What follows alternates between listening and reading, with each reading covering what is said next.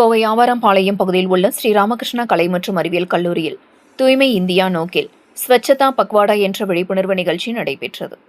இதில் மத்திய பெட்ரோலியத்துறை அமைச்சர் சுரேஷ் கோபி பங்கேற்பு. மத்திய பெட்ரோலியம் மற்றும் இயற்கை எரிவாயு அமைச்சகம், பாரத் பெட்ரோலியம் கார்ப்பரேஷன் லிமிடெட் மற்றும் கோவை ஸ்ரீராமகிருஷ்ணா கலை மற்றும் அறிவியல் கல்லூரி இணைந்து நடத்தும் தூய்மை இந்தியா திட்டத்தின் ஒரு பகுதியாக ஸ்வச்சதா பக்வாடா என்ற விழிப்புணர்வு நிகழ்ச்சி நடைபெற்றது. கோவை ஆவாரம்பாளையம் பகுதியில் உள்ள ஸ்ரீராமகிருஷ்ணா கலை மற்றும் அறிவியல் கல்லூரி விழா அரங்கில் நடைபெற்ற இந்த நிகழ்ச்சியில் கல்லூரியின் முதல்வரும் செயலாளருமான முனைவர் PL சிவகுமார் வரவேற்புரையாற்றினார். பாரத் பெட்ரோலியம் கார்ப்பரேஷன் லிமிடெட் குழாய் பிரிவின் நிர்வாக இயக்குநர் பிஜு கோபிநாத் தலைமை தாங்கினார்.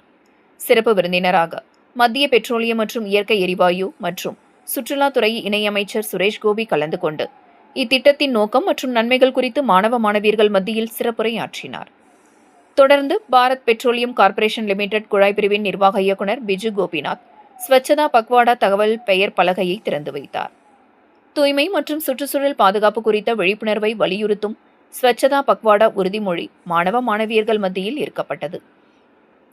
தொடர்ந்து கல்லூரி வளாகத்தில் சுற்றுச்சூழல் பாதுகாப்பை வலியுறுத்தி மரக்கன்றுகள் நடும் நிகழ்ச்சி நடைபெற்றது.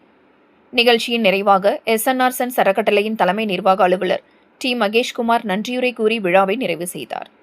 இந்த நிகழ்ச்சியில் கல்லூரியின் நாட்டு நலப்பணி திட்ட ஒருங்கிணைப்பாளரும் SNR சன்ஸ் அறக்கட்டளையின் மக்கள் தொடர்பு மேலாளருமான முனைவர் பிரகதீஸ்வரன், துறைசார் அரசு அதிகாரிகள், நாட்டு நலப்பணி திட்ட அலுவலர்கள், பேராசிரியர்கள், மாணவ மாணவியர்கள் கலந்து கொண்டனர் என்பது குறிப்பிடத்தக்கது.